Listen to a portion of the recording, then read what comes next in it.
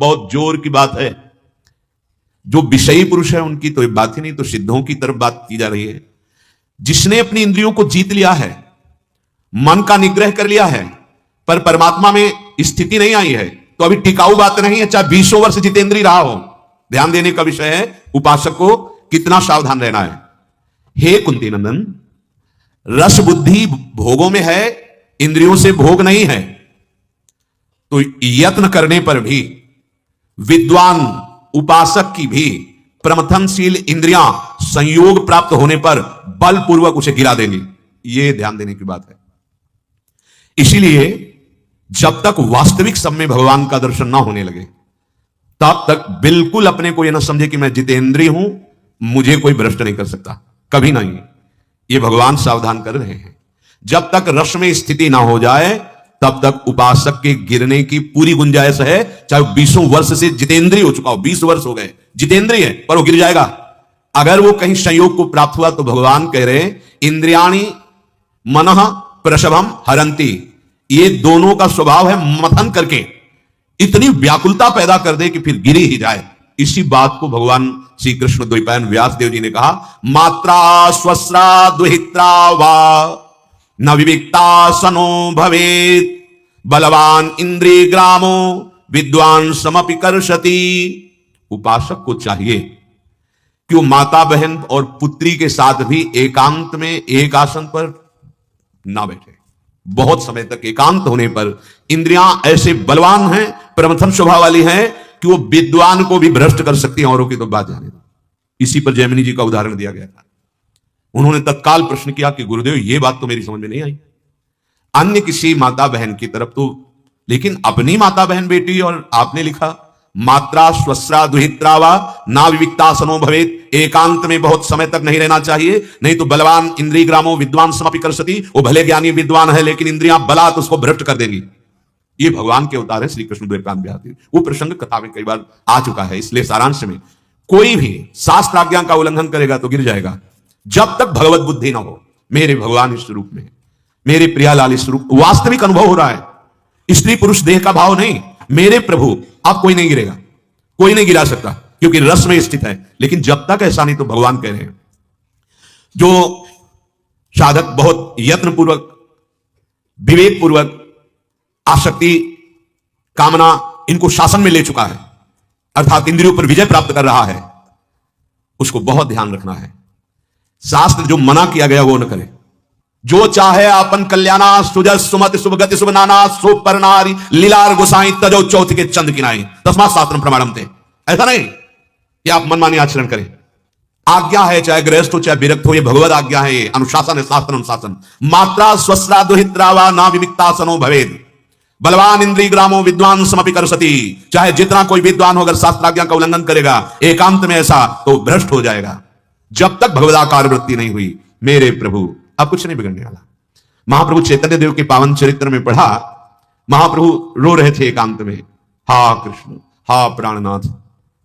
2-3 नवयुवती वैश्याएं वहां से निकली। उन्होंने कहा कि इस नवीन सन्यासी को हमारी जैसी नहीं मिली। उनको क्या पता कि साक्षात लक्ष्मी सौंदर्य स्वरूप वैभव वाली विष्णु प्रिया जी, उनका सानिध्य त्याग कर श्री कृष्ण प्रेम में ऐसे वो नजदीक गए और वार्ता करना प्रारंभ किया। महाप्रभु रोते हुए बोले, मां तेरे चरणों की वंदना कर, तो कृपा कर दे मुझे श्री कृष्ण से। हक से उनको हारे आंखों से अश्रु जेव नेत्र पड़े, पावत ही तिनको दरस उपजे भजनानंद, बिन ही श्रम छुट जाए सब जे माया के बंद। ऐसे महाप्रभु चैतन्य देव, अब कहा उनके अंदर मलिनता रो पड़ी। दूर से चरणों में प्रणाम किया, प्रभु मुझे क्षमा करो, मैं तो ऐसा ही मलिन आचरण करके अपने जीवन को नष्ट करने वाली। कृष्ण कृष्ण कहो, कृष्ण कृष्ण। जब सब में हमें हमारे प्रभु दिखाई दे रहे हैं, सब में हमारा परम भाव, फिर कोई नहीं। जब तक हमें स्त्री दिखाई दे, पुरुष दिखाई दे, भाव में अपवित्रता आने की संभावना है। इसीलिए भगवान कह रहे हैं, यततो ह्रापि कौन्तेय पुरुषस्य विपश्चिता। जब तक यह बुद्धि है कि यह भोगा जा सकता है, ऐसी बुद्धि है, तब तक यत्न करते हुए भी विद्वान उपासक की इंद्रियां प्रमथनशील है, सावधान, उसे भ्रष्ट कर देंगी। ये तानि सर्वाणि संयम्य, ये तो पहले भी कह चुके कि वो अपनी इंद्रियों को जितेंद्रिय किया हुआ, संयम में लिए हुए। इतना ही नहीं, युक्त आसीत मत्परहा, ये खास बात यहां जो बता रहे हैं भगवान, युक्त आसीत मत परहा वसे ही यस्येन्द्रियाणि तस्य प्रज्ञा प्रतिष्ठिता। साधक संपूर्ण इंद्रियों को वश में करे, करना ही है, पर मेरे परायण होकर, ये खास बात, भगवान का आश्रय और भगवान का चिंतन चल रहा है, नाम जप कर रहा है, किसी की ताकत नहीं कि भ्रष्ट कर दे। पक्का विश्वास रखना, करो सदा तिन कह रखवारी, जिम बालक राखे महतारी।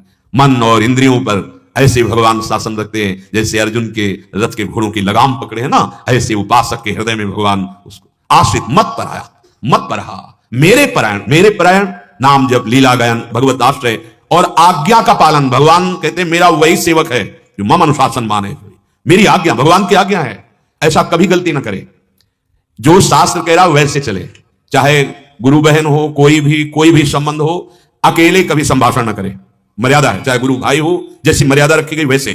हां, हमें अगर कोई संभाषण करना है तो 4 साधक खड़े हुए, अगर हमें संभाषण करना है तो 4 सखियों के साथ हम बात करें। अकेले एकांत स्थान में बहुत कोशिश करने पर भी प्रमथनशील इंद्रिया और प्रमथन स्वभाव वाला मन ये फंसा देगा, पक्का पक्का। बहुत सावधानी की आवश्यकता है, बहुत कीमती आपका जीवन है, आप जिस मार्ग में चले हैं अनंत जन्मों की बिगड़ी बन जाएगी, बस संभाल लीजिए।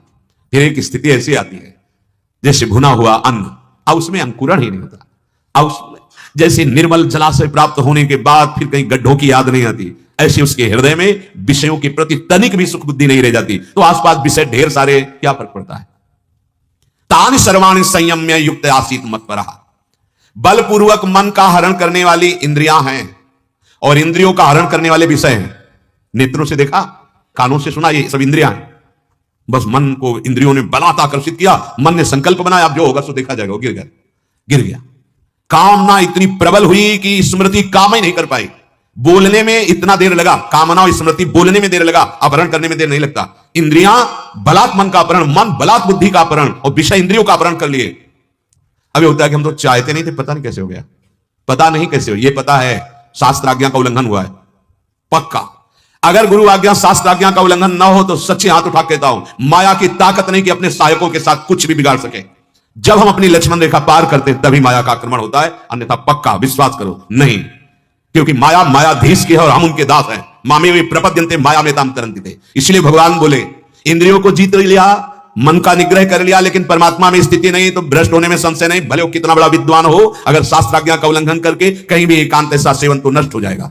क्या करे, तानि सर्वाणि संयम में युक्त आसीत मत परा, जब मेरे परायण हो गए तो मेरी जिम्मेवारी बन गई, योगक्षेमम वहाम्यहम्, और मेरे परायण हो गए तो रस बुद्धि भोगों की खत्म हो जाएगी, पक्का, ये भी पक्का। जब भगवदानंद का स्फुरण होता है या भगवदानंद की प्रबल लालसा होती है, लगन जिसे कहते हैं, उसी में ब्रह्मादिक के भोग 26 समलागत ताय नारायण ब्रज चंद की लगन लगी है जाए। बिल्कुल सावधान, अगर आप थोड़ा भी भजन करने लगे तो आप देखिए थोड़ी भी गलती आपको जलाने लगेगी, आपके हृदय में अशांति पैदा हो जाए। यह है भजन का फल। पहले आप गंदे आचरण करते थे लेकिन आपको अशांति नहीं होती थी, अब आप थोड़ा भजन करने लगे तो अशांति। सोचो, जिनका निरंतर भजन चलता है कैसे हो सकता है। एक स्थिति आती है, हर समय अपने प्रिया प्रीतम में स्थित है, उसके लिए लिख दिया, कर्माणि श्रुति बोधिता नितराम कुर्वन्तु कुर्वन्तु मा गूढ़ाक्षरे रसास्त्रगादि विषयान् ग्रहणन्तु मुञ्चन्तु वा। वो कोई फर्क नहीं ऐसी महान स्थिति में, लेकिन जब तक अपने अंदर वो स्थिति नहीं है, वो हृदय में आती तो पता है। जैसे कैसे हम जानेंगे स्थिति है, तो जब पेट भर जाता है तो दूसरा बताता है क्या, बंद कर दो आपका पेट भर गया। वो हृदय में स्थिति जागृत होती, जाने मोरी छाती, वो हृदय ही जानता है। वसे ही यस्येन्द्रियाणि तस्य प्रज्ञा प्रतिष्ठिता, जो इंद्रियां बलवान मन का अपहरण कर लेती हैं, साधक सावधान सजगता पूर्वक रहे। जो गुरुजन है बड़े सावधान वृत्ति से आपको जो शासन में लेते हैं उसको स्वीकार ना करें तो बह जाओ संसार में। कोई भी दृश्य आपको फंसा सकता है।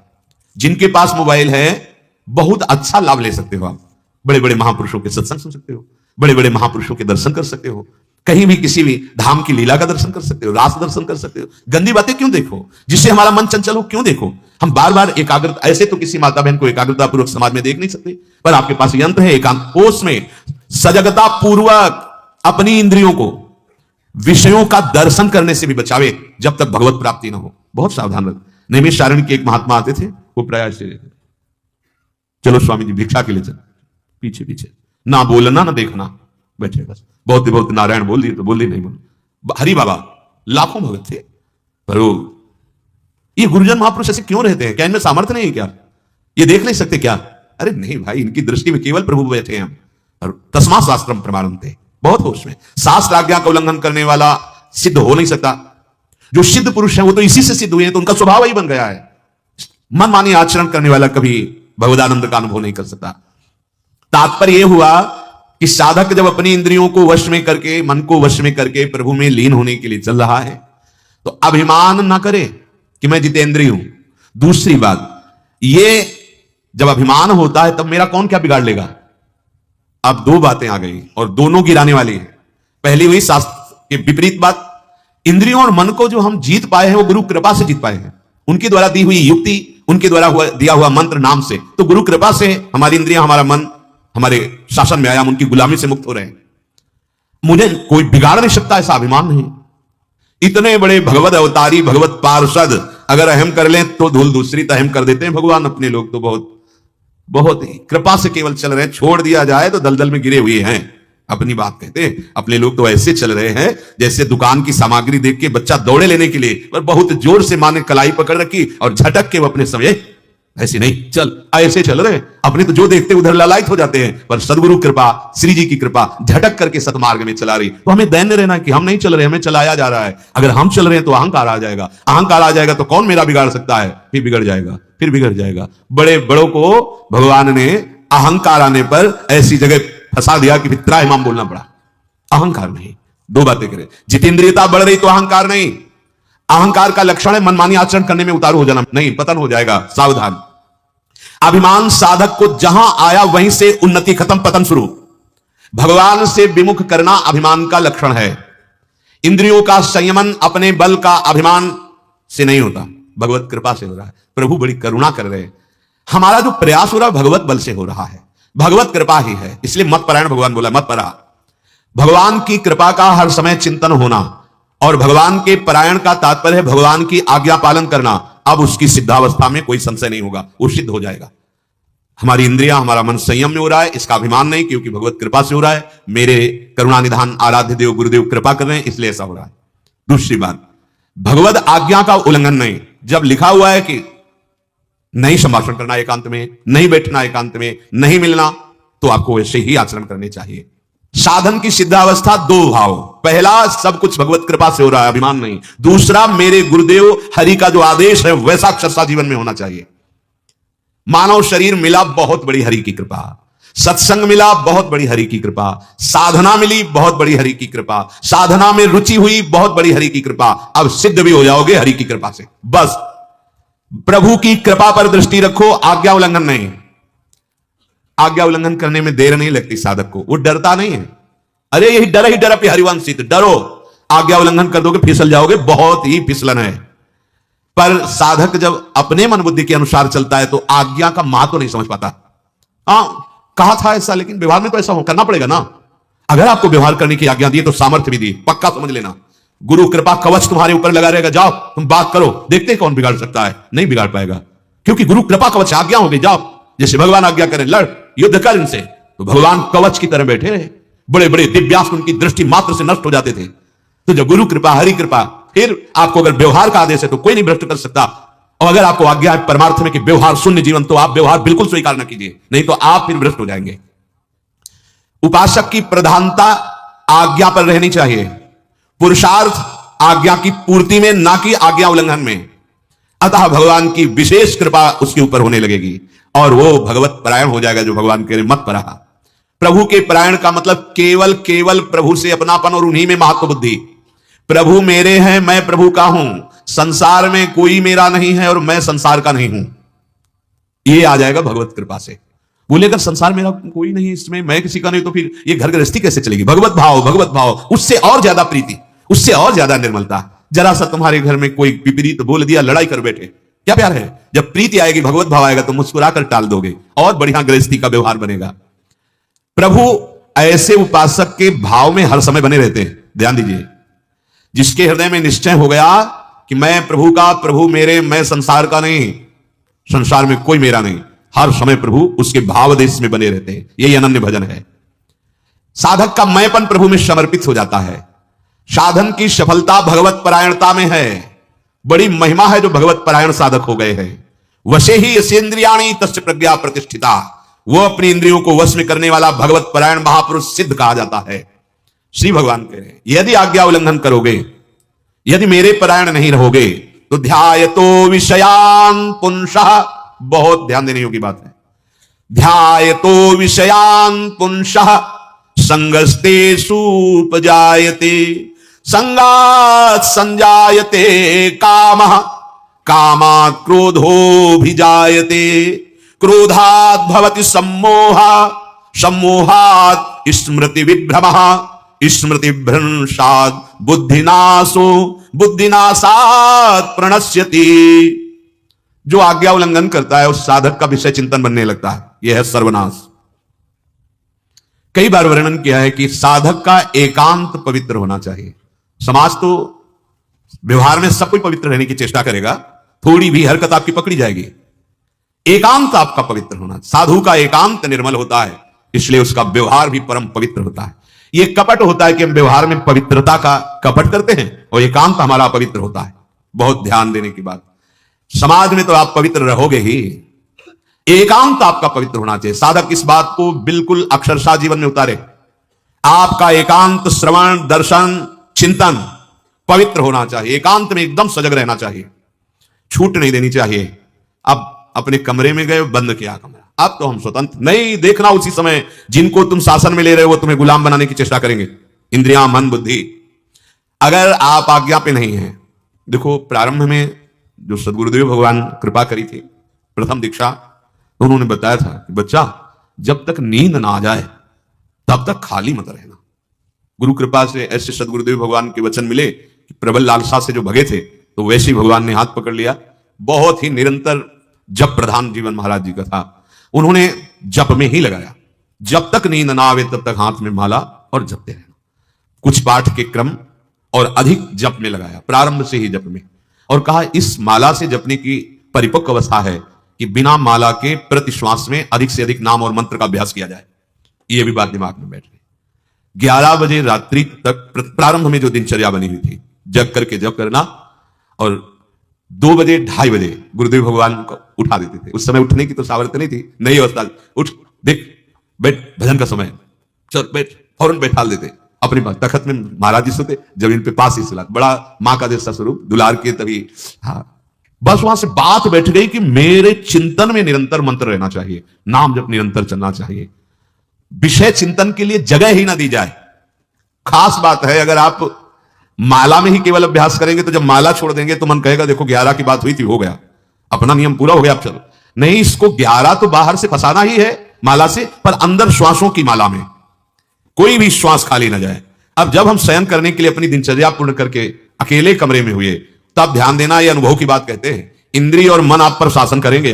अब बहुत जोर की लड़ाई है आपकी, क्योंकि एकांत हो। कोई भी चेष्टा भगवत मार्ग के विरुद्ध ना होने पावे शरीर से और ना मन से। ध्यायतो विषयान पुंसः संगस्तेषु उपजायते, संगात् संजायते कामः, कामात् क्रोधोऽभिजायते। पूरा पूरा परमार्थ नष्ट हो जाएगा। जहां विषयों का चिंतन हुआ, ये मोबाइल बहुत हानिकारक है यदि विपरीत दिशा में गए आप, बार बार इसलिए सावधान कर रहे हैं। इसमें पूरा संसार है। अगर आप सावधान नहीं हैं तो उसमें एक सुविधा तो भजन की है कि आप सत्संग सुन रहे हैं, उसमें बहुत सी ऐसी असुविधाएं हैं जो भजन विरोधी हैं। आप बहुत सावधान। आप यदि एकांत में मनोरंजन में फंस गए तो केवल स्वांग चलेगा भक्ति का। सत्संग इतना प्रभावशाली है कि हमारे जीवन को बदल दे, पर कुसंग इससे कम नहीं है, क्योंकि बहुत जन्मों से हमारा कुसंग में अनुराग रहा है। अब वो कुसंग क्या करेगा, सत्संग की बात का मेटिया मेट कर देगा। इसलिए सबसे प्रार्थना है, चढ़ना बहुत कठिन होता है, फिसल के गिरने में सेकंड लगते हैं। शायद है कोई अच्छा उपासक क्यों एकांत में कुसंग करेगा, पर मोबाइल से कुसंग करने में उसको कोई संकोच नहीं लगे, कोई देख नहीं रहा, तो भाई ये किसी और के साथ नहीं कर रहे हो, आप हमें धोखा नहीं दे रहे हो, आप अपने को धोखा दे रहे हो। कोई भी विशेष बढ़ावे की बात सुनोगे, देखोगे तो ध्यायतो विषयान पुंसः, आपका ध्यान विषयों का बनने लगेगा, चिंतन विषयों का होने लगेगा। अगर चिंतन प्रभु का हो रहा है, सच्ची बात मानना, वो कहीं भी हो, कुछ भी उसका नहीं बिगड़ सकता। तभी कहा है गृहणंतु मुंचन्तु वा, चिंतन अनन्यस चिंतयन्तु माम। यही सिद्ध पुरुष का स्वरूप होता है। कोई भी चेष्टाएं हो रही है, उसका चिंतन भगवदाकार, कुछ नहीं बिगड़ने वाला। तो क्या उससे भी पापाचरण होता है क्या? नहीं, पापाचरण अहंकार से होता है। अहंकार तो न जाने कहां लीन हो गया परम सत्य में। अब वो केवल यंत्रवत चेष्टाएं हो रही हैं। विषयों का चिंतन न होने पाए भाई, खास बात भगवान यहां वर्णन कर रहे हैं। अगर विषयों का चिंतन हुआ तो उन विषयों का संग अंदर से जो हो रहा है चिंतन में, अब वो राग पैदा कर देगी।